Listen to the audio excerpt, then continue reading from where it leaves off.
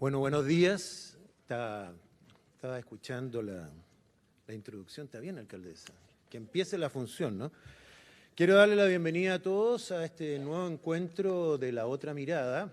Yo soy Andrés Benítez, gerente de La Tercera, y con La Otra Mirada hemos sido socios en muchos, o casi todos, sus encuentros, que se remontan ya hace varios años. Este es como un reencuentro, porque con la pandemia estuvimos muy online, pero un gusto tenerlo a todos acá, aunque sea con máscara, ¿no? Desde el 2014, cuando vino Neil Ferguson, que La Otra Mirada está convocando personajes y personalidades del mundo intelectual, político, académico. Han pasado por estas visitas personajes muy importantes, como el mismo Neil Ferguson, Guy Sorman, Mario Vargas Llosa, entre otros, pero sobre todo, y no me retes, Cayetana, han pasado mujeres extraordinarias. Y esto no es un asunto de género, pero hemos tenido la coincidencia de tener mujeres extraordinarias como Joanny Sánchez, una bloguera cubana, una mujer muy joven luchando contra esa dictadura en su propio país. Hemos tenido también a Jan Hirsi, una mujer extraordinaria que conocimos también en San Francisco y que vino a Chile a contarnos su sufrimiento con el fundamentalismo, cómo había sido torturada, cómo ella ha dado una pelea por la libertad de las mujeres en esa zona. Y por eso me alegré mucho que hoy día tuviéramos de invitada a otra mujer, a Cayetana, ¿no es cierto? Y además a esta mujer tan especial. Ayer tuvimos una pequeña reunión con ella y otras personas y quiero mencionar solo dos cosas que dijo. La primera es que yo no tenía idea, pero ella es doctora en Historia de la Universidad de Oxford, o sea, vaya, ¿no? Y su tutor fue John Eliot, nada menos, y contaba que cuando terminó su tesis, muy aplaudida, etcétera, le dice al cabo de un tiempo a John, te tengo una noticia, me voy a dedicar al periodismo. Y claro, Eliot dijo, hemos perdido el tiempo, ¿para qué? Eres historiadora, ¿para qué quieres ser periodista? Y bueno, no hubo nada más que hacer, pero lo peor fue cuando lo llamó años después y le dice, te tengo otra noticia, me voy a dedicar a la política. Y entonces ahí dijo, bueno, nada de lo que te he enseñado sirvió para algo. Creo que eso habla del carácter de Cayetana, de la fuerza, de la vitalidad, de la forma de decir las cosas muy directa, que probablemente es su estilo, pero no es el punto de fondo, ¿no? Así que creo que vamos a tener el privilegio de escucharla con atención. Ayer también decía que para ella las palabras son muy importantes, que hay que fijarse en las palabras, ¿no es cierto? Entonces, cuando habla de uno de plurinacionalidad, es un concepto que no es vacío, significa muchas cosas. Y por eso, en la entrevista que le hicieron en La Tercera, me pareció súper interesante cuando a la Convención Constituyente la calificó de disolvente. Porque en vez de constituir, está disolviendo una nación en grupos. Entonces, fijémonos cuando hable en las palabras. Pero, sin más, porque ustedes la van a escuchar a mí, y no a ella y no a mí, perdón. Quiero primero presentarle y dejar con usted a nuestra dueña de casa, a la alcaldesa Daniela Peñalosa, por favor.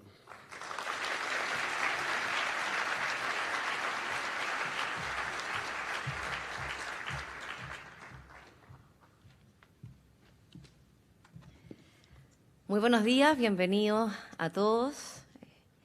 Qué alegría ver nuevamente este teatro lleno. Era hora ya de que nos pudiéramos volver a reunir con este aforo completo. Quiero partir agradeciendo a La Otra Mirada por organizar estas actividades, a Cayetana por estar presente en nuestro país, en nuestra comuna, y por las reflexiones que nos vas a entregar. He tenido la suerte de poder estar contigo el día de ayer en 2 ocasiones y sin duda es un privilegio para todos nosotros poder escucharte. A todos ustedes que están presentes, jóvenes, dirigentes, empresarios, políticos, a todos nuestros vecinos, vecinas, para que nos podamos juntar en este teatro, que es un teatro de las artes escénicas, de la cultura, y nos vamos a juntar a hablar de las ideas, o de la ausencia de ellas a veces, o de esa pelea o batalla cultural que nuestro sector ha perdido. Y qué alegría que el teatro se abra a esa discusión también, porque la cultura tiene que ver con eso, con cómo también hablamos de las grandes cosas que influyen en nuestro país, de la política bien hecha y de defender nuestras ideas con valentía. Para ninguno de los que está hoy acá es una novedad que Chile está pasando por un momento que es complejo, que estamos transitando en un periodo de absoluta tal vez incertidumbre, en un gobierno que en sus primeros 60 días no nos entrega certezas de poder ser un país libre como el que queremos ser y como el que hemos luchado por ser, donde la seguridad y el Estado de Derecho no está garantizado. Entonces, ¿de qué libertad podemos estar hablando? Ya hablaba Andrés de la convención. Bueno, una convención que en vez de ser la casa de todos, es la casa de algunos por una mayoría que ha sido solamente circunstancial. Y en vez de unirnos y de constituirnos en una sola nación y en un solo país, Chile, del que tanto nos sentimos orgullosos, nos quiere plantear una mirada de muchas naciones, de muchos grupos, donde no nos vamos a encontrar los chilenos.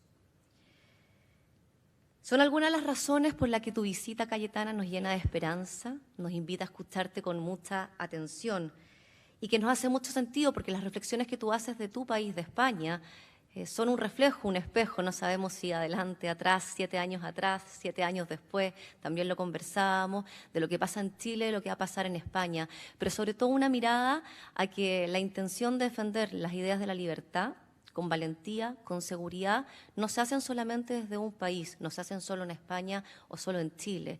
Y para que tengan más fuerza, vale el sentido de la red y de poder hacerlas en conjunto. Y esa invitación que tú nos dejas ayer creo que es válida también, que sea una invitación para todos nosotros. Ese tipo de política, el que divide y el que es indeseable, el que estamos llamados a cambiar, todos los que estamos acá, porque la política es del día a día, no solamente de aquellos que con un poco de locura queremos estar en cargos de elección popular, sino de todos los actores que hacen este país. Que con valentía, convicción, dejemos de pensar en las redes sociales y nos volvamos a preguntar por nuestras ideas, nuestros principios, nuestros valores, y seamos capaces de defenderlos no en Twitter, no en Instagram, sino con la gente, en los territorios, en el Parlamento, en la Convención, como también lo hace todos nuestros representantes. Con diálogo, con argumento. Me habían dicho que este era un encuentro mayoritariamente para jóvenes, y qué alegría que estén todos los jóvenes de alma en este teatro, y que no sea solamente de jóvenes, porque la juventud no es solamente la edad. La juventud es una forma de vivir la vida, es una forma de enfrentarse con arroje, con valentía, con decisión, con poco miedo hacia la piscina tiene poca o mucha agua, sino con la idea y el coraje de defender nuestras ideas, nuestros principios, nuestros valores. Así que bienvenidos a todos los jóvenes que hoy están en este teatro.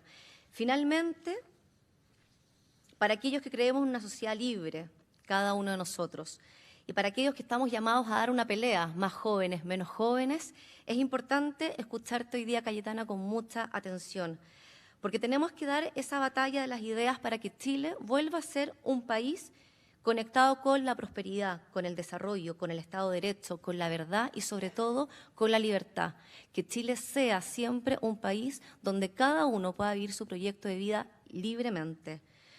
No nos vamos a cansar de nivelar ese tablero cultural de que tanto hablas en tu libro. Y solo así, dando la pelea cultural por las ideas, por nuestros valores, por nuestros principios, volveremos a ser un país que transversalmente esté orgulloso de su historia, de su tradición, de sus raíces, y que con ese orgullo pueda mirar el futuro. Y así, esta noble labor de servir al otro, llamada política, volverá a ser deseable. Como dueña de casa, y acá les pido perdón, no puedo no agradecerte, Cayetana, no puedo dejar de agradecerte, Nicolás y Andrés, por la posibilidad que nos están dando de recibir en este teatro, recibirte a ti y recibir tus palabras y recibirlo a todos ustedes. Así que permítanme y discúlpenme salirme del libreto, pero quiero entregarte, Cayetana, un regalo de mujeres de artesanas de Chile, del pueblo Los Dominicos, que está acá en la comuna de Las Condes, un pueblo que es de artesanos, de tradición, de raíces, que habla de nuestro Chile, pero también que porque nos habla de ese Chile nos invita a mirar ese futuro que algunos quieren borrar. con el dedo, creyendo que Chile partió solamente hace un par de años atrás. Quiero que reciba este regalo de una de sus artesanas y también quiero llamar a Nicolás, Andrés, por favor, que nos acompañen. Porque les quiero entregar un regalo. Perdónenme la salida libre.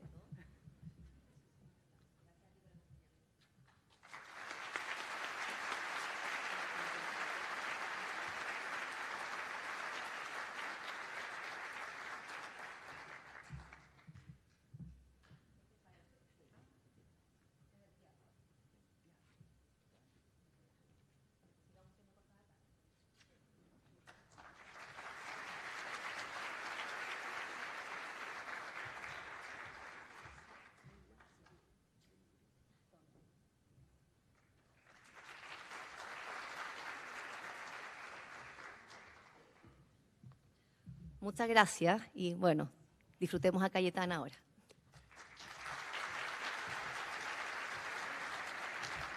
Bueno, solo muchas gracias, alcaldesa, por sus palabras, por sus regalos. Solo para explicarle, va a hablar nuestra invitada principal y después va a tener una conversación aquí con Julio Isamit para que podamos profundizar en algunos temas. Y ahora, para introducir a nuestra invitada, voy a dejar con usted al presidente de La Otra Mirada, Nicolás Ibáñez.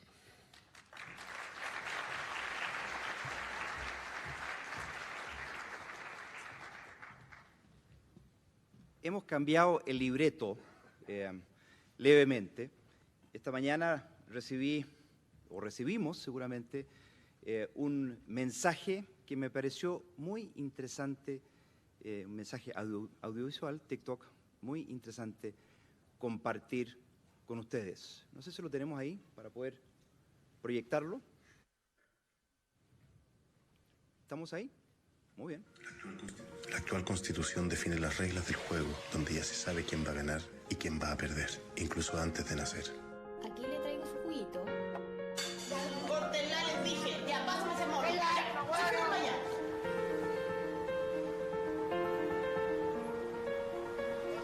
Ya casera, lleve el agua, 500 el agua, chiquillos. A 500 el agua. Puta nada, pues, weón. Piola la solemne, tú cachai, en verdad, este profe es un roto culeado, weón. La weá importante es que nada, weón, mis viejos están de viaje.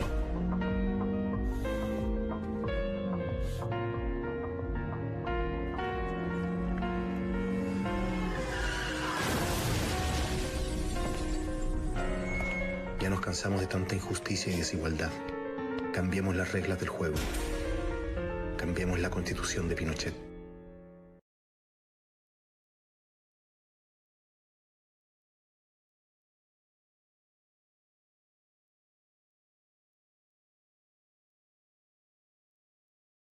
Libreto.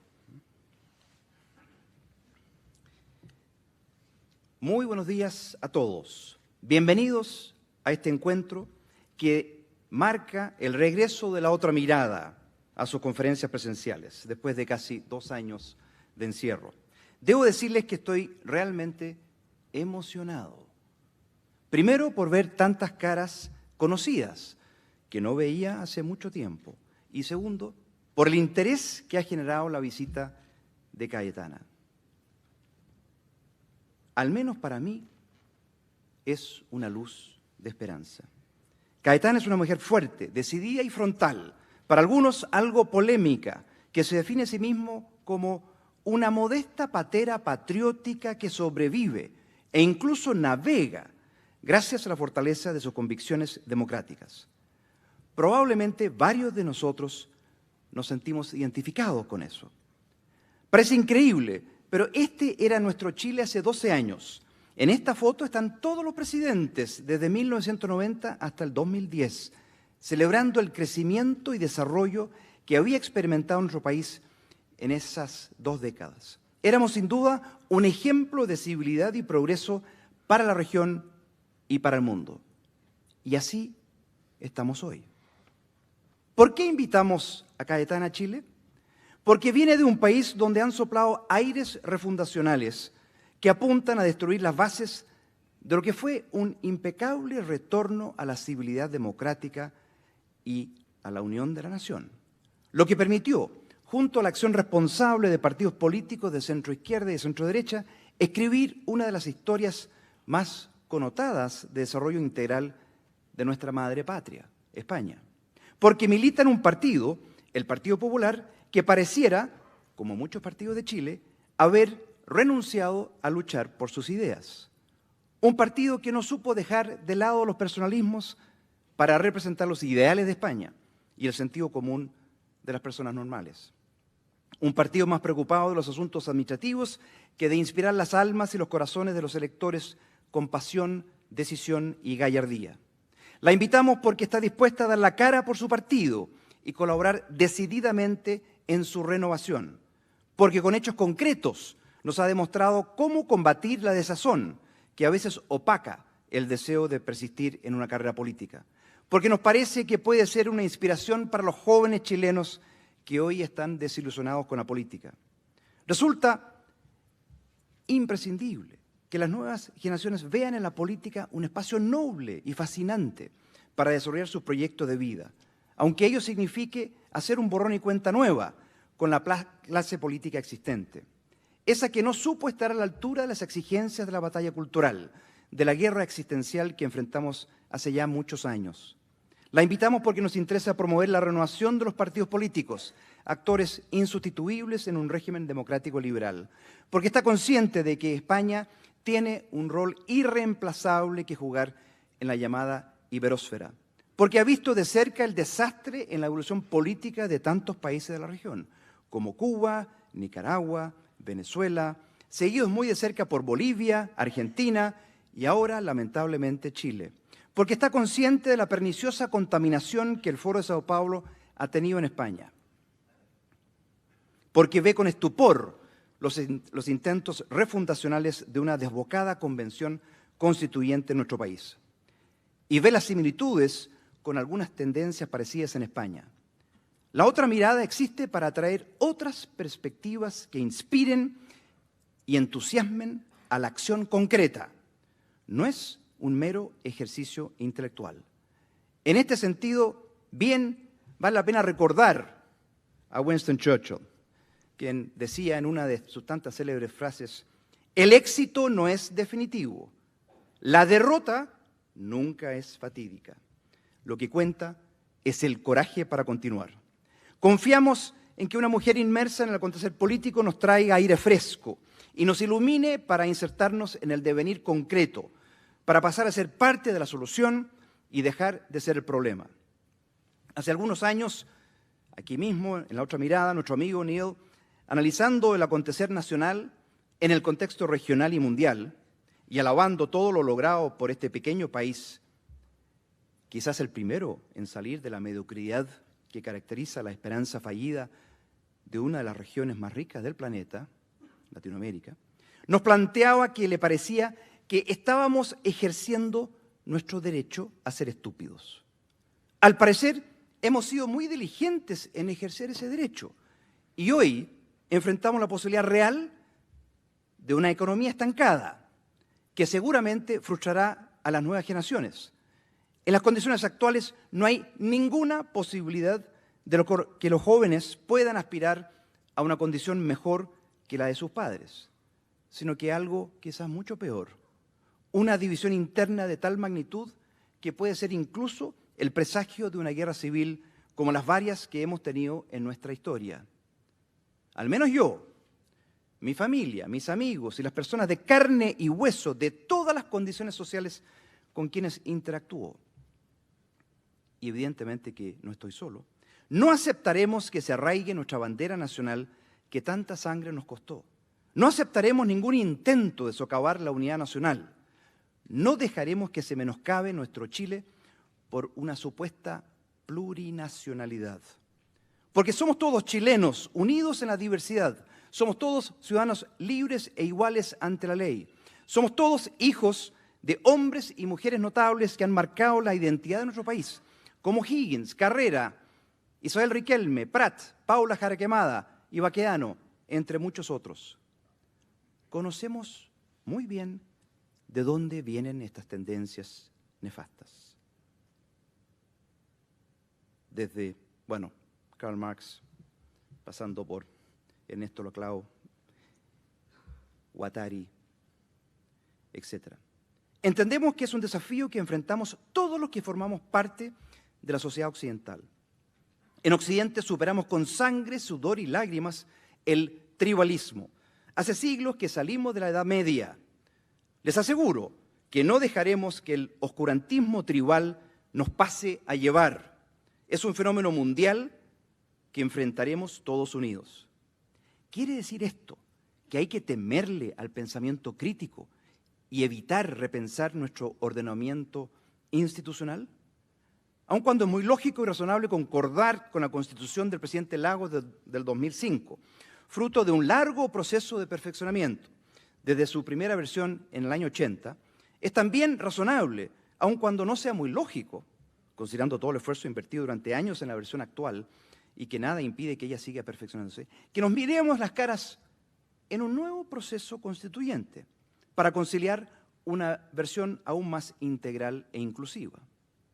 Debemos tener presente, sin embargo, que esta aventura constituyente base cero fue, por un lado, producto de un chantaje forzado por condiciones similares a las de un conflicto armado, lo que pasó a llamarse eufemísticamente un estallido social, y por otro, producto de una debilidad de quienes debieron haber sabido usar su capital político para desactivar una presión ilegítima y haber sabido conducir el juego político con mayor astucia. Por lo tanto, podríamos sostener que este proceso constituyente no es legítimo, que el acuerdo por la paz y la nueva Constitución fue algo impuesto. ¿Hay paz hoy en Chile?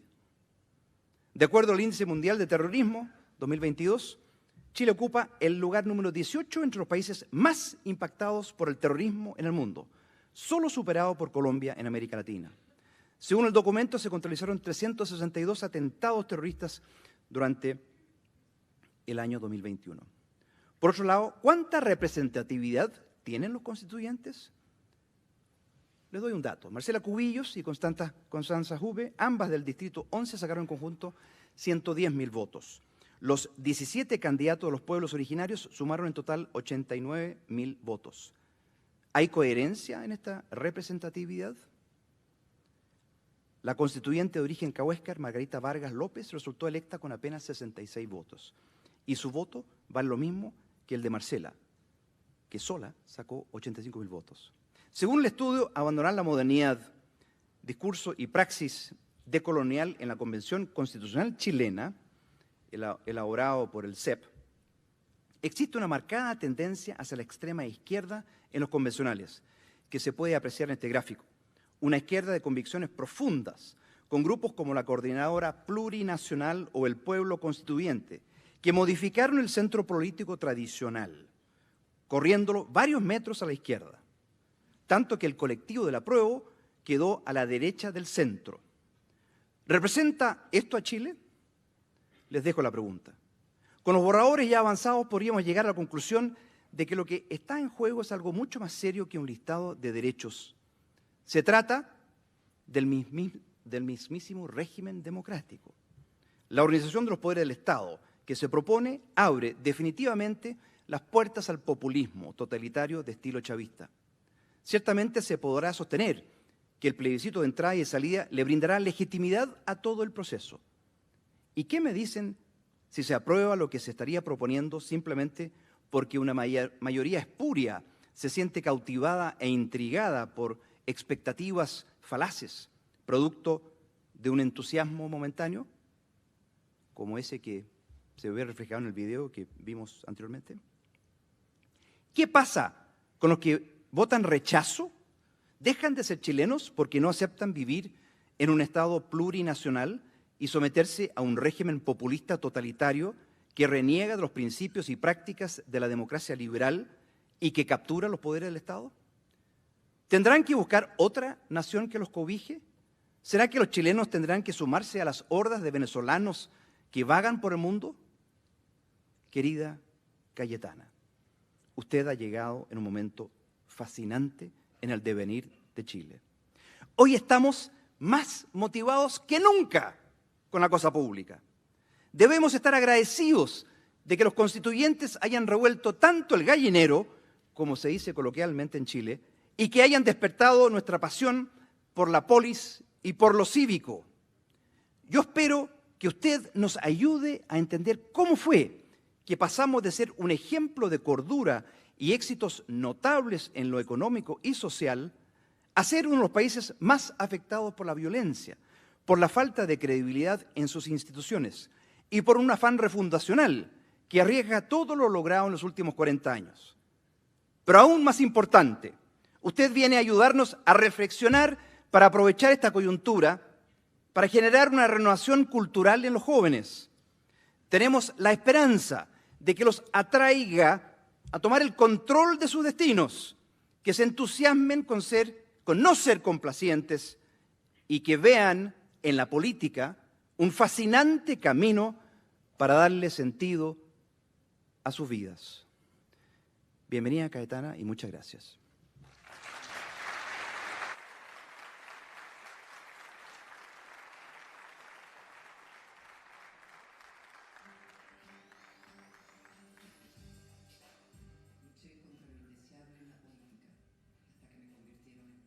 Indeseable en la política, hasta que me convirtieron en políticamente indeseable.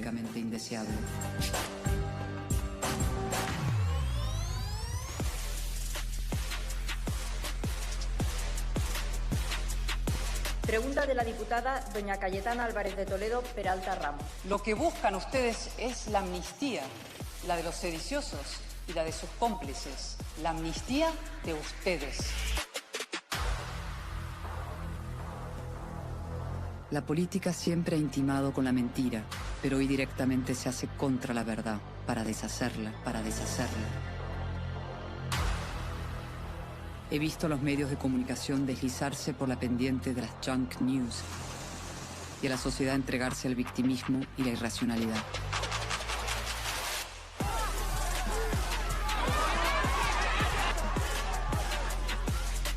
Yo creo profundamente que la política deseable es posible.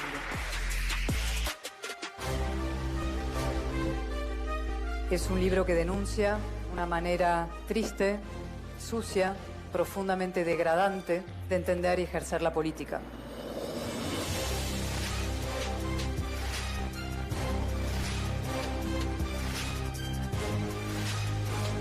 Decir que las mujeres son víctimas de una especie de terrorismo machista es tan falso y absurdo como decir que el hombre que mata a su mujer la mata por amor. No nacemos víctimas, entonces yo no quiero que me victimicen y no quiero que hablen de mi nombre. Nuestras hijas no nacen víctimas y si les estamos enseñando que son víctimas, les estamos enseñando lo peor que puede haber para salir adelante. El victimismo es uno de los graves problemas contemporáneos.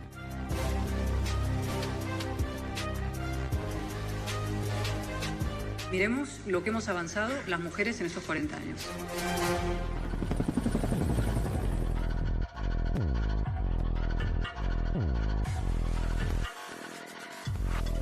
Yo creo que para rescatar a la política de las mandíbulas del populismo hace falta hacer un ejercicio de transparencia, ¿no? Una política bien entendida, la política basada en la realidad, en la verdad, en la responsabilidad. Es verdad que está desprestigiada, que existe una generalizada crisis de confianza de los ciudadanos en los políticos, pero eso no resta importancia a la política como oficio. De hecho, es de las cosas que más afectan nuestras vidas.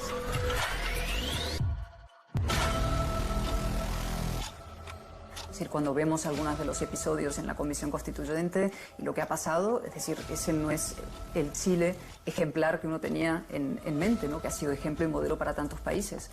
Hacer una constitución es lo más importante que se puede hacer, es una segunda transición política. Votemos la oportunidad de vivir con libertad. Yo considero que la política hoy es más necesaria que nunca.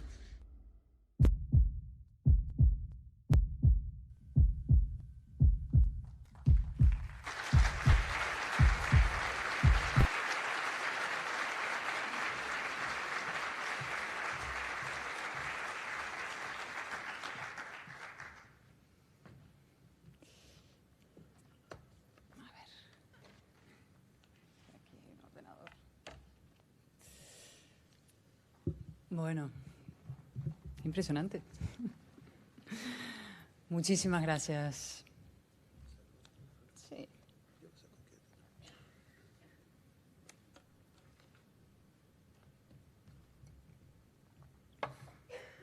Muchísimas gracias al Instituto República y a La Otra Mirada.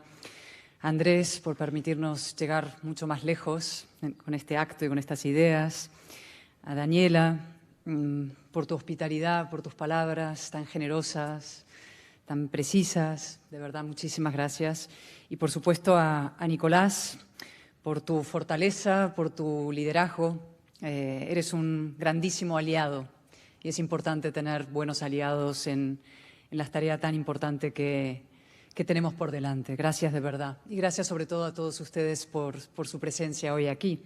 Es para mí de verdad muy, muy emocionante ver este auditorio lleno en Santiago en un día como hoy. Yo vengo de España con un mensaje de esperanzas. Es decir, vengo contra la corriente. El optimismo no está de moda, no suele estarlo. Me lo dijo un día Steven Pinker, una tarde lluviosa en Londres. Me dijo, los pesimistas tienen un prestigio inmerecido, ¿no? Son los presuntos informados, los enterados, los que se regodean en la acumulación de malas noticias mientras beben champagne en sus penthouses intelectuales. La peor pandemia en un siglo, la amenaza de una guerra nuclear, la vuelta del nacionalismo a Europa, el tsunami populista en América, el apocalipsis climático. Las noticias, es verdad, no son muy alentadoras. Y sin embargo, lo confieso, no consigo desanimarme. Es más, creo que el pesimismo es la coartada de los cobardes, la excusa para no hacer nada. Y es también el mejor aliado del populismo. El apocalipsis es otra forma de utopía que los populistas aprovechan para justificar la llegada de un Mesías, un caudillo, un salvador. El optimismo, en cambio, es racional y combativo. El optimista se levanta del sofá y hace lo que debe hacer cualquiera con un mínimo conocimiento de la historia y del impresionante progreso de la humanidad. Trabajar para que ese progreso continúe. Asumir tu responsabilidad, bajar a la arena, intentar que cuando llegue la muerte, que llegará, mi optimismo tiene un límite, en tu lápida alguien escriba con mano agradecida, por él o por ella no quedó. Ese es mi lema vital, que por mí no quede. Vengo, por tanto, con un mensaje de esperanza. Bueno, con tres. Un mensaje de esperanza en la política frente al populismo, un mensaje de esperanza en la democracia liberal frente a la implosión identitaria y la tentación autoritaria, y un mensaje de esperanza en Chile frente a la decadencia y la desintegración. Empecemos por la política. Lo recordaba ahora sobre lo que conté anoche, ¿no? Lo contaba Andrés. Hace unas semanas murió mi maestro, uno de los historiadores más notables del último siglo, John Eliot, un conocedor como pocos de la historia de España y América. Cuando hace ya algunos años le conté mi decisión de abandonar la historia, la academia, por el periodismo, sacudió tristemente la cabeza. Cuando un tiempo después volví a llamarle y le dije que iba a dedicarme a la política, casi se desmaya. Pocos oficios hay más devaluados y denostados que la política, y sin embargo, ninguno hay más importante. El propio John me lo enseñó. El líder político, el individuo, tiene una influencia decisiva sobre el devenir de los acontecimientos, mucho más que las corrientes subterráneas tan al gusto de la historiografía marxista. Los políticos son la verdadera élite de la sociedad. Sus acciones afectan a todos los ámbitos, desde lo más nimio, el trazado de una carretera, hasta lo más drástico, la vida y la muerte, la guerra. De ahí la importancia de que a la política se dediquen los más inteligentes, los más competentes, los más honrados, los mejores. ¿Es el caso? No, claro, en ninguna parte. La tónica es la mediocridad y a veces incluso el esperpento. Basta observar el perfil de algunos gobiernos. Pongamos el de España. Casi ningún ministro pasaría el corte para trabajar en una empresa. Lo reconoció, de hecho, hace unos años el expresidente José Luis Rodríguez Zapatero, de infausta memoria, al poco tiempo de llegar al poder. le dijo una noche a su mujer, los dos en la cama, Sonsoles, no te imaginas la cantidad de cientos de miles de españoles que podrían gobernar. Así no fue, claro. Nos hundió en la ruina económica y la mayor crisis política desde la transición. Luego se fue a Venezuela a ser de testaferro político de Maduro, pero eso ya es otra historia. ¿Y qué decir de los parlamentos o de las convenciones constitucionales? Una mezcla de patio de colegio, reality show y circo de 3 pistas. La política reducida a un espectáculo frívolo y degradante. La responsabilidad de esta degradación es compartida. La tienen algunos ciudadanos, muchos, que consumen política basura, como consumen televisión basura o junk food. La tienen algunas élites económicas y mediáticas que se desentienden de la política de la democracia, como si no fuera con ellos, como si lo único relevante fuera su cuenta de resultados, como si una sociedad políticamente insalubre pudiera ser económicamente sana. Y la tienen, por supuesto, algunos políticos que desprestigian su oficio en una competencia desquiciada y autodestructiva con el populismo. El populismo no es una forma de hacer política, es la antipolítica, su némesis y principal enemiga, porque se disfraza de política para destruirla. El asalto al Capitolio en Estados Unidos, por ejemplo, o el golpe de Estado en Cataluña en 2017, o el estallido violento que acabó liquidando la Constitución chilena. Ninguno de estos episodios son políticos en el sentido exacto y de la palabra. Son expresiones de la irracionalidad, la xenofobia, la mentira, el miedo y el rencor. Es decir, de todo aquello que está carcomiendo la política desde su interior y que debería ser desterrado como la peste por la salud de la democracia. Pero hablemos ahora de los antídotos. Empiezo por la razón. Es lo que nos distingue a los humanos de los animales y a los adultos de los niños. Y es lo que permite a 2 personas con opiniones muy distintas alcanzar un entendimiento. Un día le preguntaron a Torcuato Fernández Miranda, el guionista de la transición española, cómo había logrado poner de acuerdo a comunistas y franquistas, a monárquicos y republicanos, a unionistas y separatistas. Y él contestó: el corazón sujeto y en su sitio. Eso es la razón, no la negación del corazón, sino su sujeción, es decir, un acto de contención y de responsabilidad, y también de inteligencia. Hacer populismo está al alcance de cualquiera. Basta plantarse en la plaza pública y con un micrófono en la mano enardecer a las masas, tocar su fibra sentimental, pulsar sus pasiones más bajas, denunciar el infierno en la tierra o prometer el asalto a los cielos. Hasta yo podría hacerlo. Lo vemos en los parlamentos también, supuesto templo del diálogo y de la palabra, ¿no? Diputados que lanzan mensajes ramplones, vulgares, safios, de un alto voltaje emocional, que no buscan convencer, sino calentar. 100 retweets, 1000 likes, soy viral. En realidad, el populismo es el atajo de los mediocres. Para movilizar e inspirar con la razón hay que valer. Qué infrecuente, pero qué maravilla, cuando de pronto se sube un orador a la tribuna y empieza a hilvanar razones y argumentos, de forma adulta, seria, contenida, cuidando las palabras, sin trampas retóricas ni concesiones a la demagogia, un discurso poderoso en forma y fondo, en el que brillan la belleza y la verdad. En ese instante mágico, el debate se eleva, la Cámara queda envuelta en un silencio respetuoso y reverencial, la política recupera su dignidad y con ella la confianza de los ciudadanos. Todos los populistas coinciden en una cosa: creen que los ciudadanos son idiotas. Y no lo son. Los votantes distinguen entre el político que busca vulgarmente su aplauso y el que procura ganarse su respeto. Los ciudadanos agradecen que les traten como adultos, con exigencia y con verdad. Y otra cosa todavía más importante: la razón no es incompatible con la emoción. La razón puede ser emocionante, profundamente emocionante, enormemente movilizadora y electoralmente eficaz. Hay muchos ejemplos en la historia.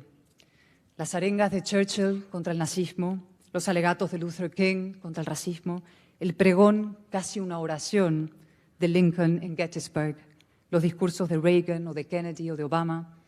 Y también los hay hoy. Piensen un momento en el presidente Zelensky de Ucrania. Nadie ha hecho más para despertar a Europa de su letargo decadente. Y piensen también en los resultados de las elecciones en Francia. Los pesimistas solo resaltan el éxito de Le Pen. Pero ¿y el de Macron? Derrotar a la pinza populista con una política sin concesiones a la demagogia racional es una gesta extraordinaria y la prueba de dos cosas que voy a defender siempre. Lo moral es lo eficaz y el liderazgo, por supuesto, importa.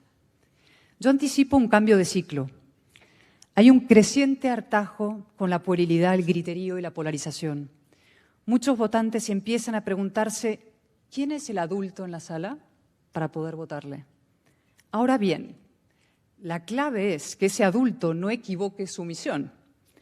La alternativa a la democracia emocional, no es la tecnocracia, no es el gélido discurso de las balanzas fiscales y la gestión vacía de ideas, no es el perfil bajo ni el centrismo malentendido, como un punto geográfico definido por las posiciones de la izquierda, que son cada vez más radicales, el centro de la nada.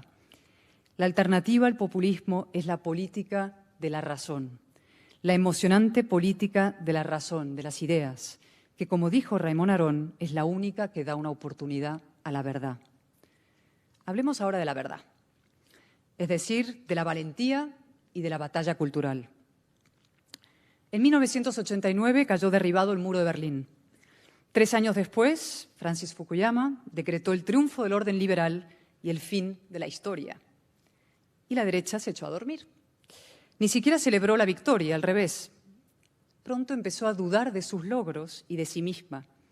Permitió que la izquierda se rearmara moralmente e incluso se hiciera dueña de la historia. Y ahí seguimos, en España, en Chile y en todo Occidente. La izquierda domina el campo de juego cultural y político, mientras la derecha se consuela con que de vez en cuando la dejen ganar. Es lo que bauticé un día como el tablero inclinado de la política.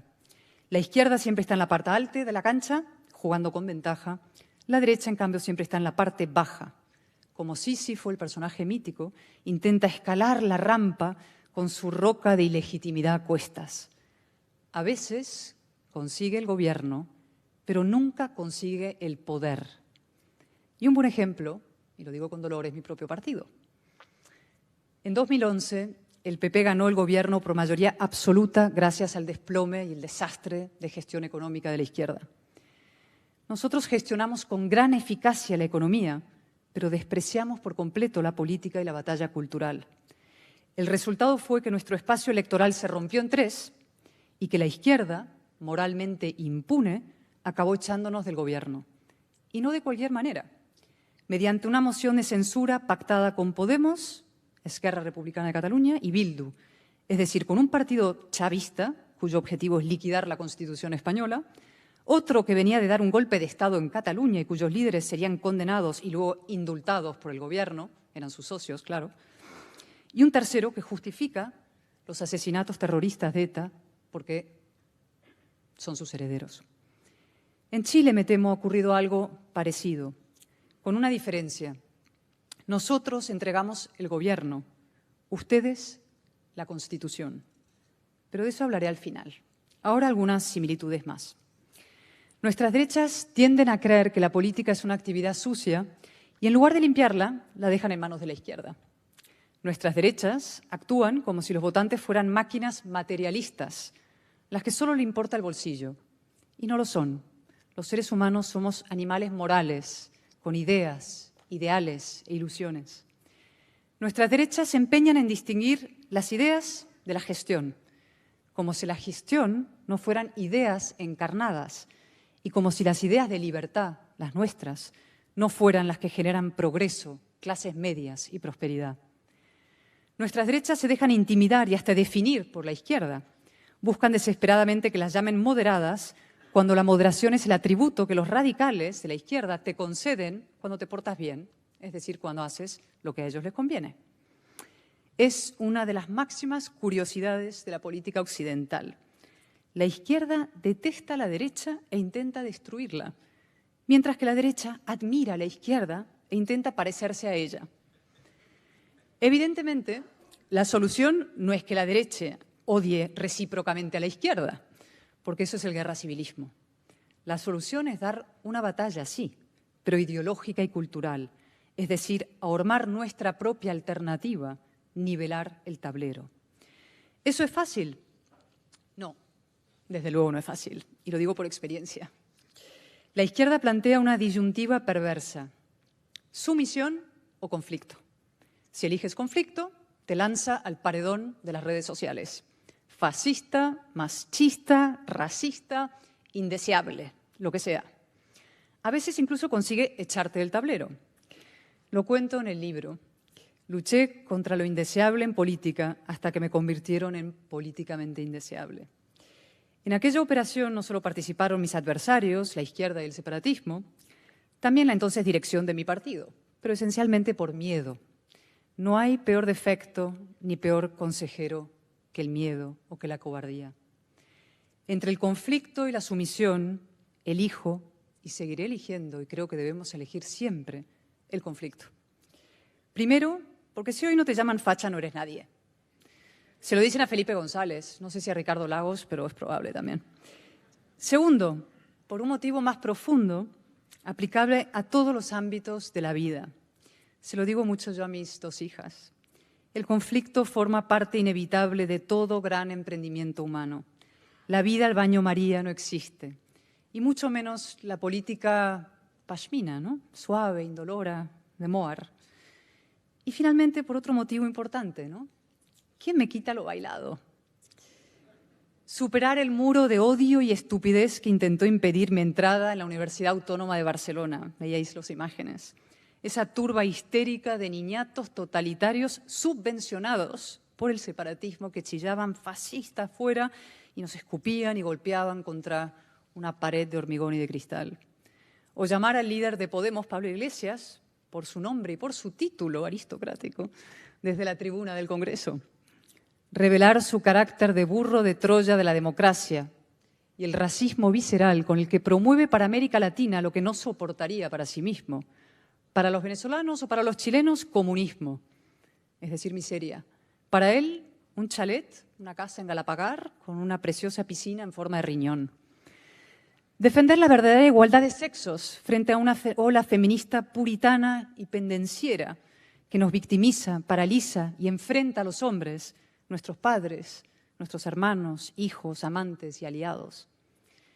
Denunciar el cinismo de las élites económicas y mediáticas que hacen negocio con la erosión de los valores de la democracia, que anteponen el share, la audiencia, a la convivencia, que sacan tajada del populismo o simplemente se colocan de perfil en una equidistancia coqueta y cómplice. Todo esto me granjeó algunos enemigos y pagué el precio correspondiente. Pero así son las buenas causas, exigen sacrificios. Hay que nadar contra la corriente, como un salmón, río arriba, y disfrutar. Lo he comentado muchas veces con mi equipo, mi Band of Brothers. Qué suerte hemos tenido. Decir la verdad, defender a España y a la libertad en una encrucijada histórica. Qué inmenso privilegio. El mismo que ahora tienen ustedes. Vengo de España con un mensaje de esperanza en la democracia liberal frente al separatismo identitario y la tentación autoritaria. Hace poco murió Sidney Poitier, el primer actor negro en ganar un Oscar. Al leer la noticia recordé aquel maravilloso diálogo de la película Adivina quién viene a cenar esta noche. Poitier, en el papel de John Prentice, le cuenta a su padre que se ha enamorado de una chica blanca y va a casarse con ella. Su padre se indigna. No entiende que reniegue de su raza, de su historia, de su sufrimiento. Tienen una discusión muy agria que acaba con estas palabras conmovedoras. Papá, eres mi padre, yo soy tu hijo. Te quiero, siempre lo he hecho y siempre lo haré, pero tú te ves a ti mismo como un hombre negro. Yo, en cambio, solo me veo como un hombre. Esta diferencia marca el paso hacia la modernidad política, hacia una sociedad cuya mirada está limpia de sesgos identitarios, una sociedad de ciudadanos realmente libres y realmente iguales. Los seres humanos venimos del fondo oscuro de la tribu. En nuestro cableado genético anidan el miedo al diferente y la búsqueda de protección y refugio en los que son idénticos a nosotros. Pero la civilización fue precisamente un sometimiento de esos instintos primarios, un viaje al encuentro de otras tribus y otros hombres, un viaje movido por la necesidad, desde luego, pero también por la curiosidad y el ansia de conocimiento. Ese viaje alumbró una idea llena de fuerza y de decencia, la idea de que el valor de una persona y sus derechos no dependen de ninguna circunstancia identitaria, el sexo, la raza, el acento, el lugar de nacimiento, sino que son suyos e inalienables de nacimiento. Esa idea enterró el antiguo régimen y gestó la nación moderna. Es el suelo sobre el que se levantó la Unión Europea después de 2 guerras mundiales, guerras nacionalistas, guerras identitarias. Y es el núcleo vivo de la España constitucional, esa que podemos definir como una empecinada voluntad de vivir juntos los distintos y que hace suya y perpetúa la sabia sentencia del Quijote. Sancho no es un hombre más que otro, sino hace más que otro. Los hechos, nunca la identidad. Eso es la modernidad y esto es lo que está ahora en riesgo. Nada hay más fácil que ver lo que nos distingue y aleja a unos seres humanos de otros, a unos españoles de otros, a unos chilenos de otros. Sin embargo, nada hay más decente, ni más justo, ni más útil que buscar lo que nos une. Y sin embargo, todavía hay quienes se empeñan en el frívolo y retrógrado juego del divide y vencerás. La gran novedad política de los últimos 30 años es la traición de la izquierda a la igualdad y a sí misma. Volvamos un instante al muro de Berlín. Lo comentaba antes. Tras el fracaso del comunismo, la izquierda se rearmó.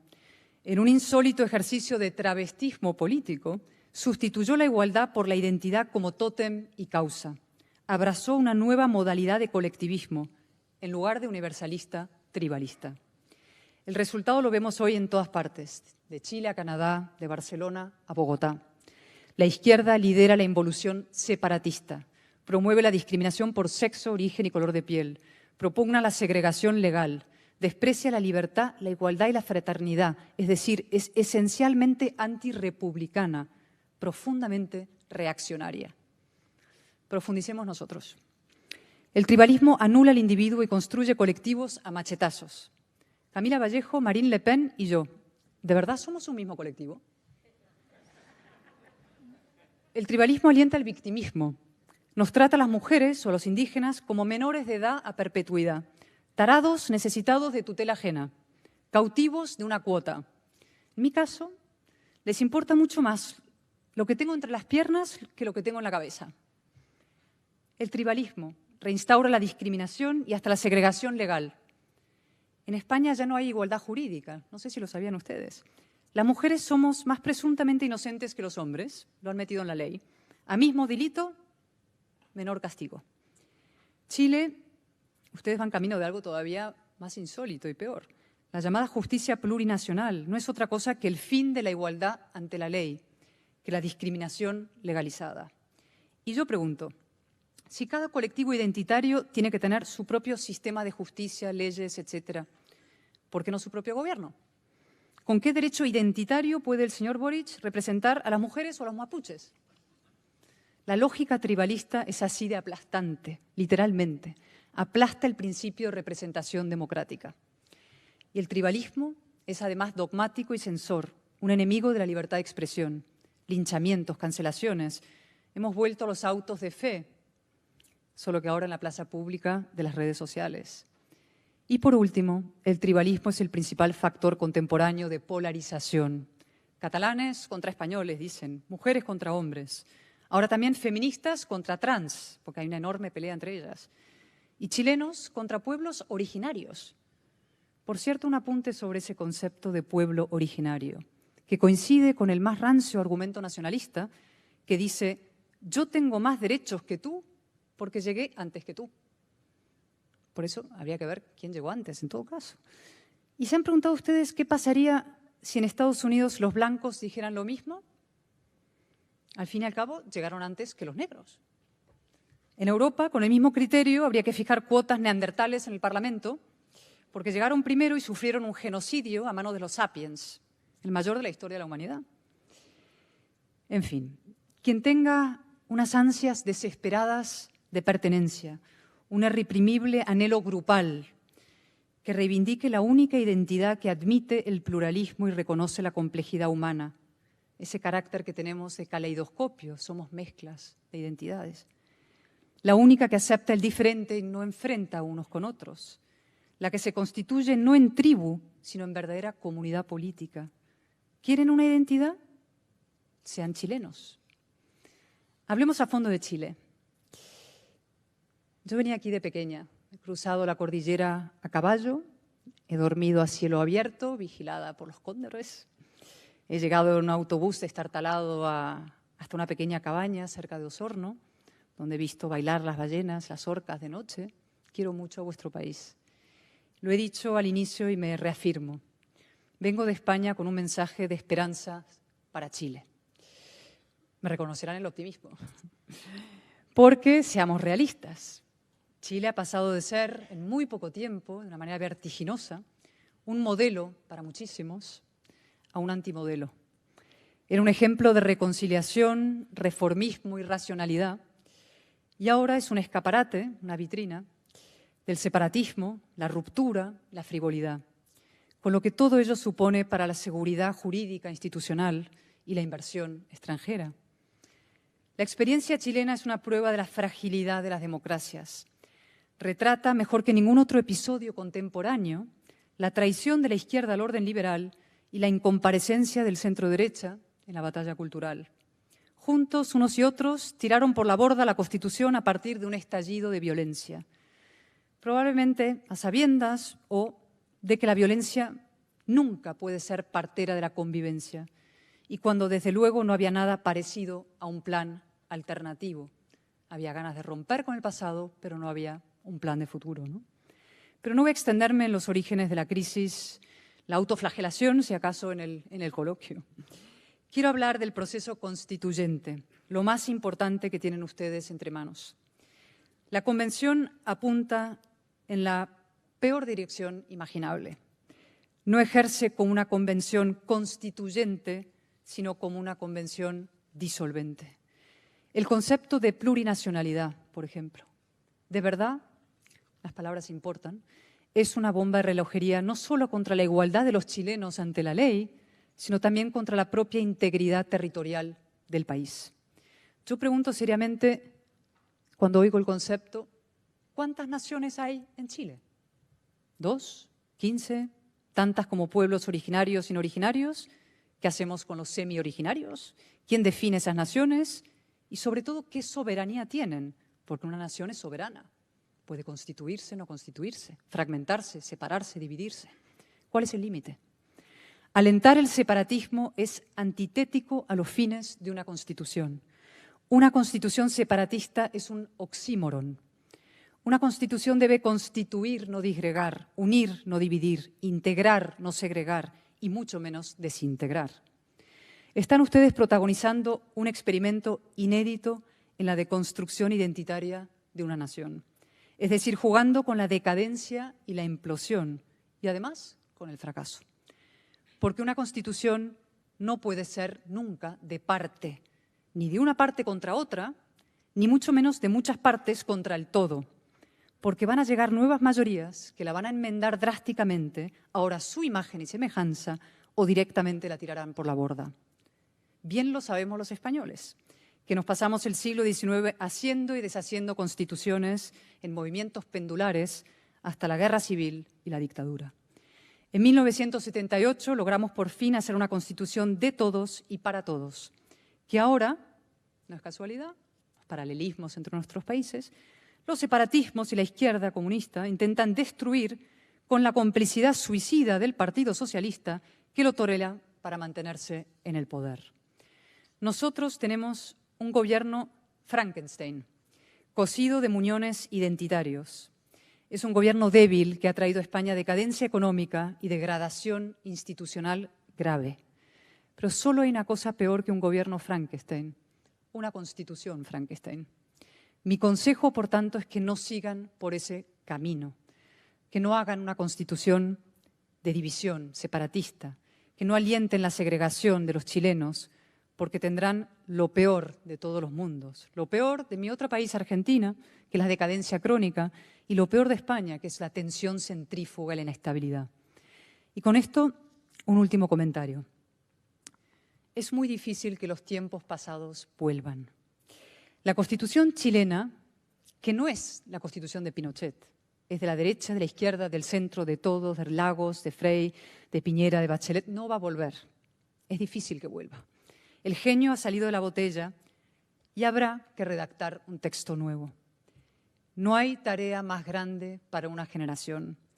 Son ustedes los protagonistas de la segunda transición chilena. Es una responsabilidad inmensa. El mundo les está mirando y aprenderá de ustedes, para bien o para mal, que sea para bien. Conviertan este reto en una oportunidad para demostrar que la política es un oficio noble y necesario, que la política deseable existe y se practica aquí por ustedes, constituyentes y diputados valientes, a los que sigo con admiración. Una oportunidad para reafirmar los valores de la Ilustración, que son los que procuran la felicidad y la prosperidad de las naciones. Libertad, igualdad, fraternidad, el Estado de Derecho. No hay paz ni prosperidad fuera de la democracia. La solución al malestar no es el caos identitario, ni tampoco un orden autoritario. Es una democracia mejor. Y una oportunidad, sobre todo, para convertir a Chile de nuevo en ejemplo y modelo. Para todo eso, tómense su tiempo. Una Constitución no es un hilo de Twitter ni un vídeo de TikTok. No puede someterse a los ritmos de un mundo vertiginoso ni a los caprichos de un presidente de popularidad menguante. Una Constitución es lo más importante que tiene una comunidad política.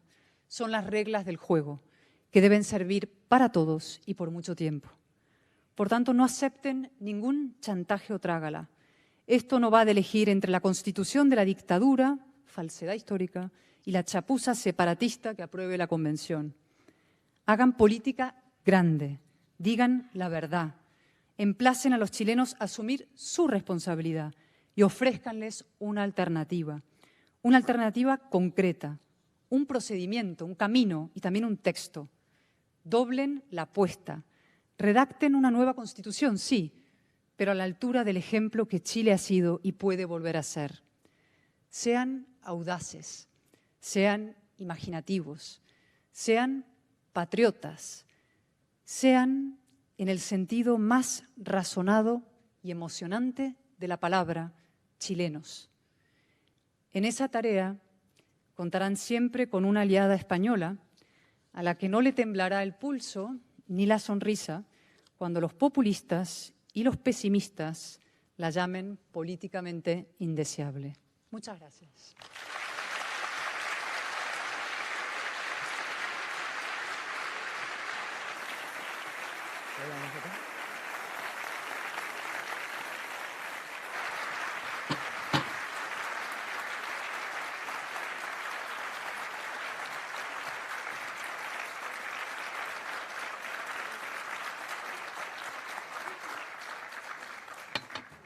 Muy bien, pues muy buenos días. Muchas gracias a todos por estar acá hoy día con nosotros. Gracias, Cayetana, por tu exposición. Yo diría que exposición, charla, clase magistral, arenga, discurso, quizás todas las anteriores. Y yo creo que eso es lo que hace extraordinaria la presencia de Cayetana hoy día. Cómo podemos escuchar un discurso político como el que hoy día hemos podido oír, la verdad es que nos llena de ilusión de que una política diferente se puede hacer. Hay una cantidad de puntos de coincidencia entre Chile y España muy notables, históricos, culturales, sociales. Acá también a todos nos llaman facho. Si te dicen facho pobre, mucho mejor. Ese es el mayor de los piropos, Cayetana. Y la verdad es que en Chile la centro-derecha, Cayetana, ha tenido el gobierno 2 veces en las últimas décadas. Tuvimos una mayoría electoral, pero no tuvimos una mayoría social, política, cultural, con lo que tú puedes tener la moneda, pero no tener el poder. Eso puede ser por varias razones. Puede ser por un problema de capacidad intelectual, de coraje político, de priorización de la economía y la gestión por sobre otras cosas como la cultura o la idea, o quizás todas las anteriores también. Y frente a eso, una pregunta a propósito del plano inclinado que tú hablas. ¿Cómo podemos desarrollar desde las ideas de una sociedad libre y justa una mayoría social o cultural y también cómo hacerlo no solo en la oposición, sino también en el gobierno. Tú en el libro dices que te revelas a la idea de que no podemos tener esta labor en la oposición. El problema es cuando no lo hace en la oposición y no lo hace en el gobierno. En este caso, ¿cómo podemos construir esa mayoría social y cultural para Chile? Muchísimas gracias, Julio. Me hace mucha ilusión conversar contigo y tener este coloquio, ¿no? Desde experiencias muy similares y siempre lo digo, lo importante es que trabajemos juntos porque todos los países occidentales están sufriendo ahora procesos similares. El separatismo es un mal extendido, ¿no? Y el populismo, desde luego. Pero no hay dos países más similares que Chile y España en la génesis de esta etapa política, el desarrollo y los problemas que tenemos y, por tanto, los desafíos que afrontamos, ¿no? Eso que tú explicas, pues, como yo he contado en mi intervención, pasó de la misma manera en España, ¿no? Alcanzamos el gobierno en 2 ocasiones, pero no hicimos el trabajo cultural desde el gobierno. Y evidentemente es mucho más difícil hacerlo desde la oposición, pero igual de necesario, es decir, no hay que distinguir. Muchas veces a la derecha le pasa en la oposición que se sienta a esperar el cadáver de su enemigo desfilar, es decir, juega un poco al cuanto peor mejor, ¿no? Espera que venga una enorme devastación económica y se lleve por delante a la izquierda cuando gobierna para heredar el poder y pues a partir de ahí es una manera, digamos, un atajo hacia el gobierno, ¿no? Pero eso lo que hace es que efectivamente puedas llegar al poder, pero como no has hecho el trabajo previo, cultural, intelectual, ideológico y político, pues estás en una posición de gran fragilidad que hemos descrito los dos, como llegar al gobierno pero no tener el poder real. Cuando además eso no lo haces desde el propio poder, es que tiene casi delito, ¿no? Cuando tienes un gran mandato de las urnas, cuando los electores te han votado, en este caso pasó en España, con una gran mayoría absoluta para hacer cambios verdaderos y profundos dentro del orden cultural y no lo haces, pues al final no te diré que tienes merecido lo que te pasa, pero casi. Entonces hay que aprender de nuestros errores, no hay que pasarse el día azotándose y autoflagelándose, no se trata en fin, de estar todo el día llorando sobre la leche derramada, como se dice, se trata simplemente de ver lo que va mal y hacerlo bien. ¿Y qué tenemos que hacer? Pues eso que he intentado describir, ¿no? Cuando estás en la oposición, dar todas las batallas culturales e ideológicas, la batalla de las palabras, que es una que a mí me obsesiona, ¿no? La izquierda controla y domina el lenguaje y muchas veces aceptamos ese marco de juego, ese terreno conceptual, y entonces ya estamos perdidos de antemano. Lo he dicho ahora con lo de pueblos originarios o la plurinacionalidad, y hay tantos otros. Diálogo, por ejemplo. La palabra diálogo, la palabra paz, son palabras maravillosas, bonitas, entre las que nadie... En fin, enfrentarse a esas palabras es muy difícil, ¿no? Pero casi siempre hay que desmontarlas, ¿no? Hay que levantar lo que está detrás y demostrarle a la gente lo que hay detrás de esos conceptos cuando están utilizados torticeramente, ¿no? Muchas veces la palabra diálogo, por ejemplo, se utiliza para sesiones, claudicaciones democráticas, o la palabra paz, ¿no? Para impunidad.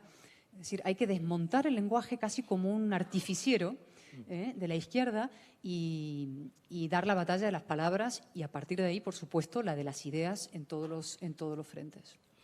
Mira, la verdad es que cuando a uno le toca ser gobierno o administrar, es un partido que uno no juega solo, ¿cierto? En la política no hay un equipo y al otro lado tiene a un rival, efectivamente hay un plano muy inclinado. Primero hay que tomar una decisión de dar esa batalla, de dar esa labor cultural. Conversando con el expresidente del Partido Popular, Pablo Casado, en La Moneda a finales del año pasado, hablamos de la importancia de los conceptos y de las ideas. Y muchas veces en Chile claudicamos en palabras que son complejas. A algunos no les gusta promover la subsidiariedad porque es difícil decirla.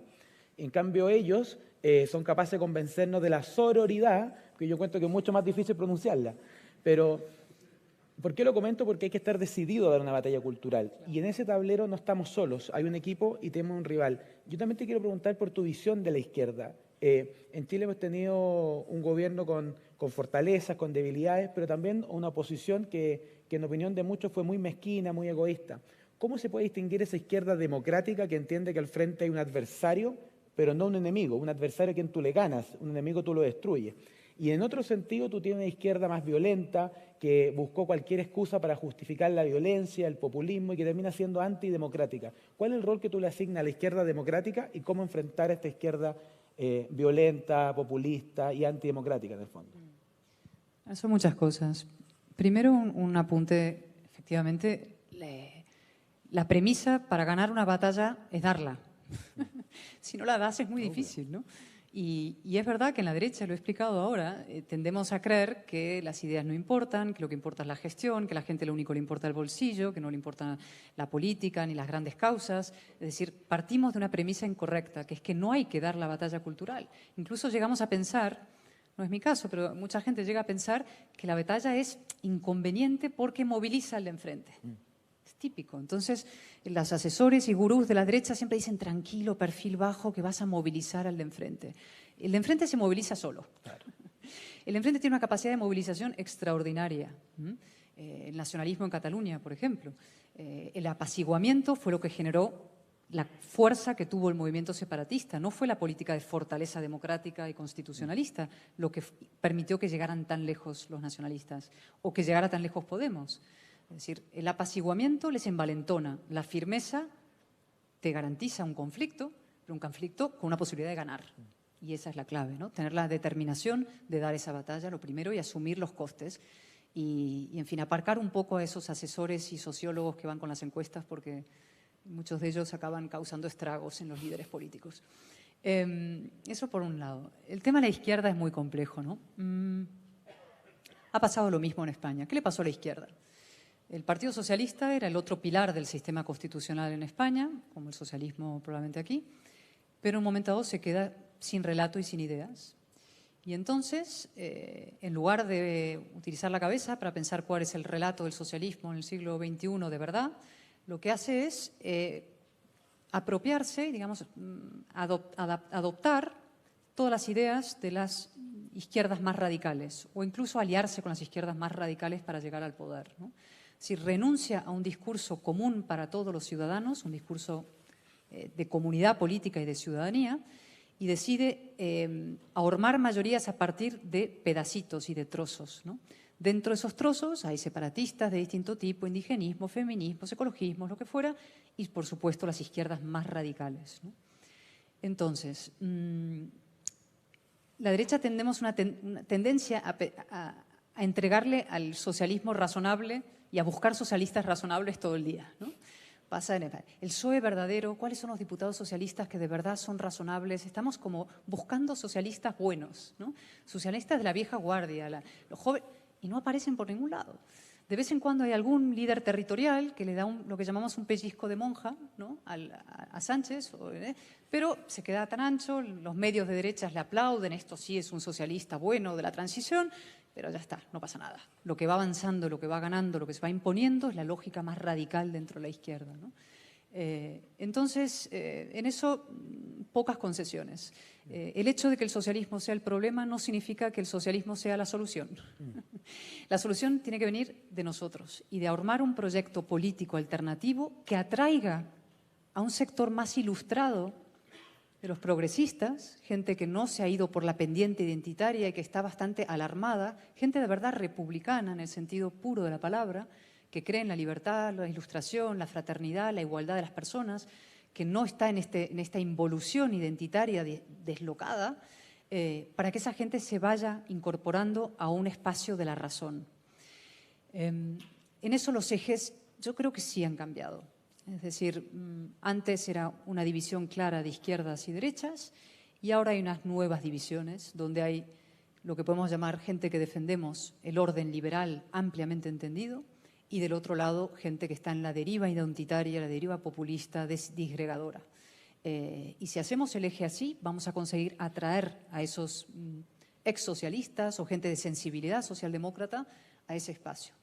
Un apunte final. Yo cuando empezó el proceso nacionalista muy, en fin, así muy hiperventilado en España, formé una plataforma cívica, se llamaba Libres e Iguales. Se llama porque existe todavía y me encantaría, en fin, incorporar a gente de otros países en América Latina a eso y tener un proyecto común, ¿no?, de reagrupación racional. pero precisamente para juntar a gente de izquierdas, de derechas, socialdemócratas, conservadores, liberales, gente muy distinta, para defender la democracia española, el suelo democrático, frente a sus agresores.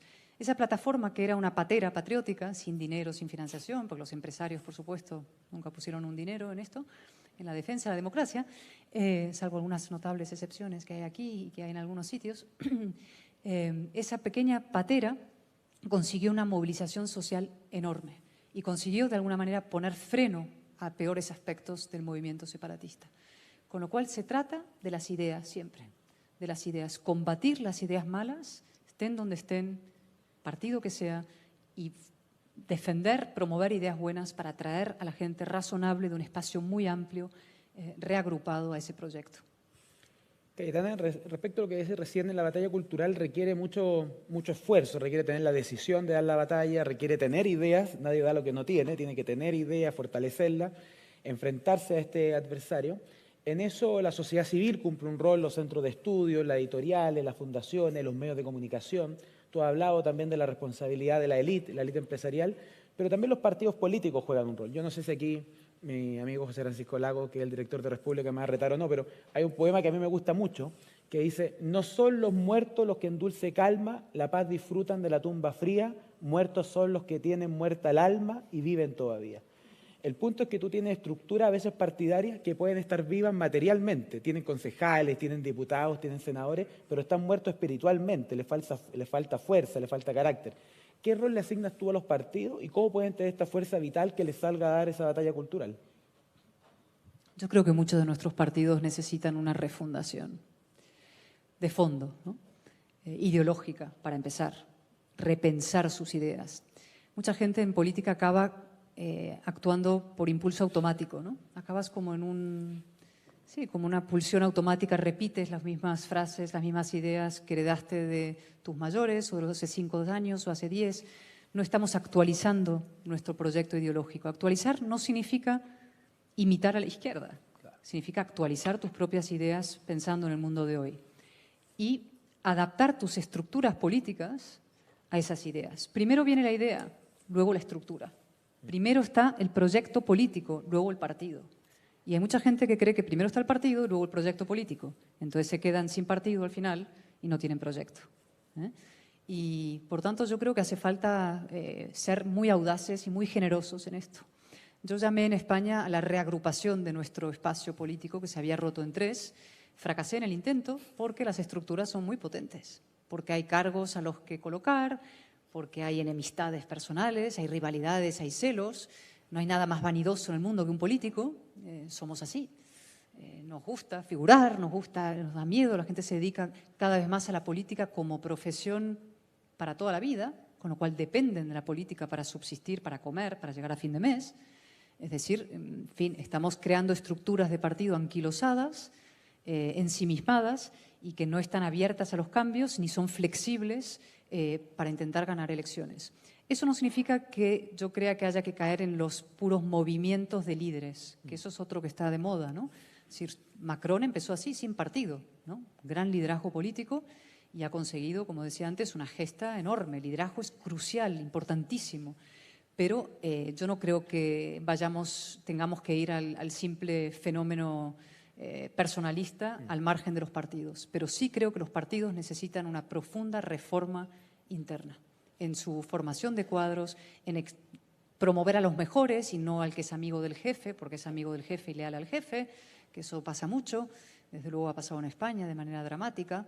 Es decir, hay que hacer una regeneración interna de los partidos y reagrupar a espacios amplios. Para reagrupar espacios amplios, para ganar elecciones también, tenemos que ver mucho más lo que nos une que lo que nos divide. Esto lo aplico, como decía antes, a la cuestión constitucional, a la cuestión de los partidos. Qué fácil es ver lo que a mí me puede dividir de gente, de Ciudadanos, de Vox, de otros, de gente con lo que... Y cuánto más útil es intentar decir cuál es la prioridad hoy, qué es lo importante, qué nos puede unir. En momentos de normalidad democrática, esas diferencias, pues no pasa nada, ¿no? Hay muchos partidos, suben, bajan unos y otros, te divides, puedes llegar con alianzas y coaliciones. En momentos de emergencia democrática, como los que viven España y Chile, Es esencial que la generosidad prime sobre cualquier otra consideración y que trabajéis juntos los que sois de partidos distintos en defensa del orden democrático chileno. Ese es un gran desafío, porque tú hablas de que la democracia tiene que ser como una constitución, tienen que vivir y convivir los distintos. A veces también dentro de una coalición es difícil convivir los distintos. En el caso español, además dentro del mismo partido conviven distintas almas, distintas visiones. Y a lo largo de esta conversación, de esta breve conversación, pero hemos visto distintos temas. Hemos visto cómo se enfrenta el cambio cultural, cómo se enfrenta a la izquierda, cuál es el rol de la izquierda. Pero yendo un poquito más arriba podemos ver la democracia. Y una de las principales amenazas que enfrenta la democracia hoy día es el populismo, es esta visión autoritaria, pero también es la cultura identitaria. Tú hiciste una exposición muy notable al respecto sobre el peligro del feminismo o de cierta forma de comprender el feminismo más bien, el peligro del nacionalismo, el separatismo catalán, en el caso de Chile la plurinacional o plurinacionalidad o el indigenismo. Yo te quería pedir algunas palabras también para las mujeres que están en política, que a veces se sienten como atrincheradas, se sienten como, ¿usted es feminista o no? Nadie se atreve a decir sí significa tal cosa, no significa tal otra cosa, no hay respuestas correctas, los hombres no saben qué cosa se puede decir y qué cosa no se puede decir, porque si no es una crucifixión en público. ¿Cómo ves tú la visión del feminismo? ¿Cuál es una buena aproximación? ¿Y qué le diría a las mujeres que hoy están en política, que a veces se sienten arrinconadas de cómo manifestar su posición y su propia defensa de ideas y valores? Pues yo lo cuento en el libro lo que me pasó a mí, ¿no? Yo llevaba tiempo reflexionando y leyendo sobre estas cuestiones feministas, identitarias, de tercera ola, puritanas, pendencieras, ¿no? Y llegó el 8 de marzo y el gobierno socialista había montado una inmensa manifestación para el 8 de marzo, enorme, con la pandemia acechando ya, ¿no? De hecho, no tomaron medidas, sino cancelaron esa manifestación enorme que hubo por cuestiones ideológicas, ¿no? Porque querían su marcha feminista para poder decir que la derecha es machista, fascista, lo de siempre. Bueno, entonces hubo una rueda de prensa en el Congreso y lo primero que me preguntaron es, ¿usted va a ir a la manifestación? Y yo, no. ¿Usted no es feminista? ¿Usted no es feminista? Le digo, sí, yo soy feminista amazónica de la escuela de Camille Paglia. Se hizo un silencio. Todos miraban Google, Wikipedia. De hecho, luego me dijeron, ¿feminista amazónica de los masones? Digo, no, masones no, amazónica, es el acento argentino, de las zetas, ¿no? Amazónica, de las amazonas. Es el feminismo que cree que no nacemos víctimas las mujeres y que quiere mujeres fuertes y mujeres libres, que no estén tuteladas por hombres, pero tampoco por mujeres. Porque estas nuevas feministas se arrogan el derecho a hablar en mi nombre. Y yo siempre he dicho, yo no voy a aceptar que un hombre hable en mi nombre, pero tampoco, y por el mismo motivo, voy a aceptar que hable en mi nombre una mujer y me colectivice y me meta en un grupo granítico, cerrado, cautiva de una cuota con eso, Marine Le Pen, Camila Vallejo, Cristina Kirchner. Es decir, todas somos iguales, un colectivo, sentimos lo mismo, pensamos igual, eso nos define. ¿Formamos parte de un grupo? ¿Tenemos que sentir igual, opinar igual, votar igual? Evidentemente no, ¿no? No somos un colectivo. Las mujeres, cada uno pensamos libremente lo que queremos y tenemos otra cosa muy importante junto con esa libertad, que es responsabilidad, ¿no? Es verdad que tenemos problemas propios, por ejemplo, la maternidad. Pero eso, para empezar, no es un castigo, es una bendición y es una responsabilidad. Es decir, con la libertad, que significa poder tener hijos nosotros, los tenemos nosotros en la panza, con lo cual es distinto a los hombres, lo siento, eso no lo podéis hacer. Pues como tenemos esa responsabilidad añadida, tenemos un coste, porque toda libertad tiene un coste. Nada es gratis. Y tener esa experiencia extraordinaria de tener bebés, de tener niños, tiene un coste, sí. Hay unos años difíciles y hay decisiones que tenemos que tomar las mujeres que los hombres no tienen que tomar, ¿no? Si trabajamos a tiempo parcial o no, si en fin, dejamos a los bebés en guardería, si dejamos el trabajo durante 3 horas, durante 3 años o no. Es decir, estas decisiones son nuestras. Y la sociedad está ahí para ayudar, las sociedades contemporáneas, modernas, los estados del bienestar, hay ayudas sociales, hay de todo, ¿no? Pero eso no nos convierte en unas víctimas que necesitamos tutela y que estamos condenadas, y desde luego no convierte a la población masculina que está aquí dentro en agresores, violadores y asesinos de mujeres por definición y por nacimiento, ¿no? Es decir, esta visión binaria belicosa, beligerante de las mujeres como víctimas de hombres agresores es profundamente perversa. Va contra la biología, va contra la realidad y al final no resuelve tampoco los problemas. Este discurso feminista radical en España no ha resuelto los problemas de asesinatos que hay de mujeres. Porque eso, cuando diagnosticas mal el problema, no tienes bien la solución, ¿no? Con lo cual, fortaleza, coraje, feminismo amazónico, desacomplejado y amable y con colaboración con los hombres, ¿no? Los hombres han hecho muchas cosas por nosotras también, ¿eh? Han trabajado en carreteras, en las minas, en alta mar, nos han sacado de la cueva, como diría Camille Paglia, ¿no? Salían ahí a cazar, ¿no? Estas parecen estupideces, pero es que no lo son. Los hombres no son los enemigos ni los que los han mantenido reprimidas y sometidas o siguen haciéndolo por perverso placer. Y otra cosa más, de lo que he hablado mucho en España, ¿no? Esta idea de que la violencia, digamos, contra mujeres es una cosa política, ¿no? De que hay un colectivo machista que mata a las mujeres por el hecho de ser mujeres. Se dice mucho, se repite, ¿no? La violencia contra la mujer por el hecho de ser mujer. Eso es falso. Existen grupos que mataban a judíos por el hecho de ser judíos. Existen grupos, había en España, que mataban a españoles, ETA, por el hecho de ser españoles te mataban. No hay grupos de hombres, colectivos machistas que maten a mujeres por el hecho de ser mujeres. Hay violencias contra las mujeres, en parejas, etcétera, pero no hay colectivo de machistas que odien a mujeres y quieran matar a mujeres. No es una violencia política, porque lo entendamos de una manera nítida y clara. Y la izquierda quiere politizar esa violencia, ¿para qué? Para decir la derecha es culpable de la violencia contra las mujeres y las mujeres son de izquierdas y por tanto nos van a votar a nosotros. Esa es la operación perversa que está detrás y que tiene que ser desmontada. ¿Es fácil? No, no es fácil. Pero bueno, ¿quién dijo que esto tuviera que ser fácil? Es más interesante así. Oye, ya yendo al final de esta conversación, hay muchos temas que uno podría seguir conversando, ¿cierto? El separatismo catalán, el rol o disyuntiva o desafío de otras culturas identitarias, mucho de la historia de España y también tu visión sobre Chile, pero mucho escuchamos en tu exposición y también en el libro Políticamente Indeseable, que felizmente ya llegó a Chile y que está ya disponible para que todos lo podamos leer y comentar.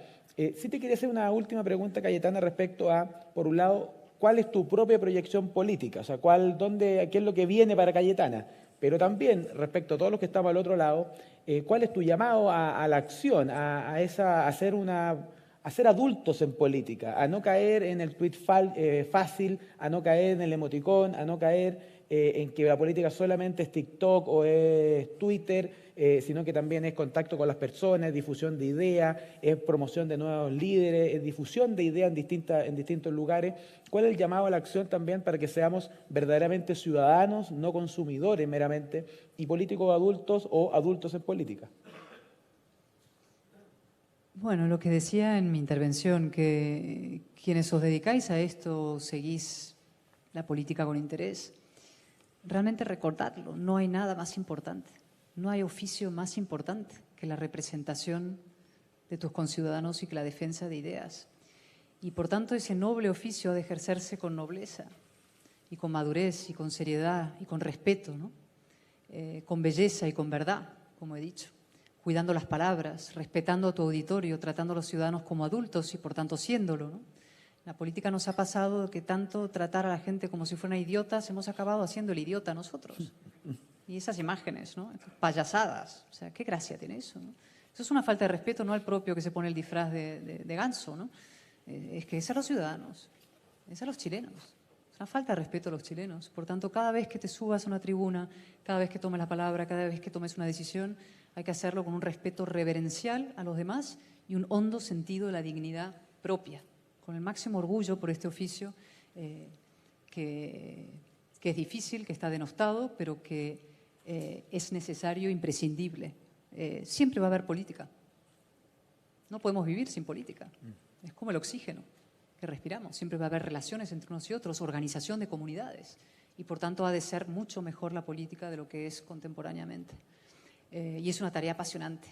Todos los que estáis en ello ahora, y más en un momento tan crítico, una encrucijada tan importante como la actual, qué oportunidad extraordinaria para ennoblecer y dignificar vuestro oficio, ¿no? Yo lo pensaba cada vez que me subía a la tribuna del Congreso y que echo de menos enormemente. Es decir, el político que te diga que no echa en menos la primera línea, te miente. Yo sí lo echo de menos, mucho. Y las sesiones de control, donde hay un nivel de adrenalina, esas imágenes que hemos visto, ¿no? Hay un foco, esto es como una olla a presión, está todo el mundo mirando, está la cámara llena, están los periodistas, tienes 2 minutos y medio, ¿no? Esa adrenalina extraordinaria para defender unas ideas, hacerlo bien, hacerlo con eficacia, con belleza, con verdad, con razón, pues es que no hay nada más apasionante y, en fin, que dignifique más una vida dedicada al servicio público. Por tanto, disfrutarlo. Y respecto a qué voy a hacer yo, pues seguir dando la batalla. Inasequible al desaliento. Un día... cuento en el libro, también me repito para los que lo hayáis leído, pero y si no, leedlo, hay que leerlo. En un día en plena pandemia, cuando llegó la pandemia con fuerza a España, lo primero que hizo el gobierno socialista fue cerrar el Parlamento. Claro, hay que cerrar rápidamente cualquier control al gobierno, etcétera, y cerraron el Parlamento, ¿no? Y yo tuve el privilegio, como portavoz de mi partido en la época, de encabezar la batalla para la apertura del Parlamento, ¿no? Dimos una batalla feroz bajo una consigna que es que el Congreso no se cierra ni en tiempos de guerra, ¿no? Y ahora he visto con mucha emoción en Ucrania cómo el Congreso seguía abierto en tiempos de guerra y eso es emocionante, ¿no? Y esa batalla la dimos en todos los foros y la dimos permanentemente en los medios de comunicación, en la calle, soledad absoluta porque estaba todo cerrado, la gente tenía miedo, ¿no? Parecíamos la voz clamando en el desierto.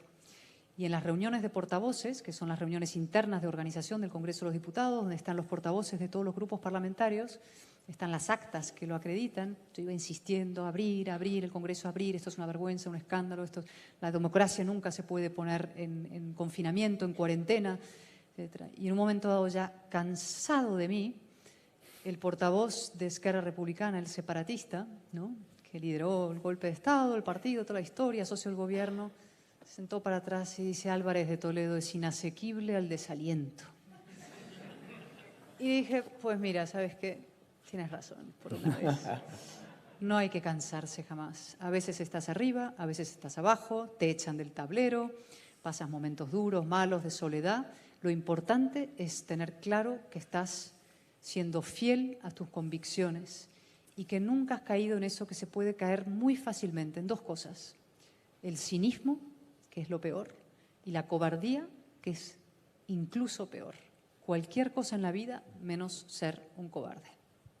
Bueno, muchas gracias, Cayetana. Un gran aplauso por la exposición, por la visión,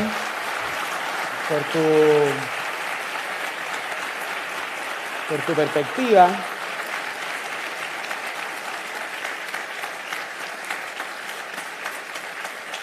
Por tu perspectiva, por tu carácter, por tu ánimo, y es precisamente eso lo que queríamos conseguir con esta actividad de La Otra Mirada, una reflexión intelectual del momento que estamos viviendo, pero también un llamado a la acción para enfrentarlo con claridad, con valentía, con generosidad, y el Instituto República es un honor habernos sumado a esto. Yo solo un par de avisos finales.